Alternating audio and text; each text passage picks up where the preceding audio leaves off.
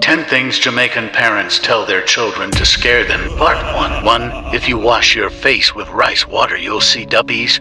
2. Fireflies, otherwise called Beanie Wallies, or spirits roaming among us. 3. If you bite a dumpling whole, your teeth will be stuck in it forever, or you will lose your teeth. 4. If you hear a person calling out your name, don't answer. Go up to the person before answering, because it might be a duppy calling you. Follow Jamaican True Stories. 5. If you play with a bird's nest, you'll end up clumsy. 6.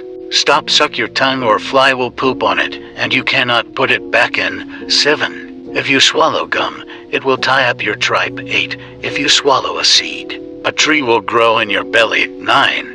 If your tooth falls out as a child, you should go outside. Throw your tooth on the rooftop and shout "Retta, retta, take old teeth and gimme new teeth." 10. If you point at a grave, you have to bite the tips of your 10 fingers afterwards, or they'll fall off. Check out the playlist below for more.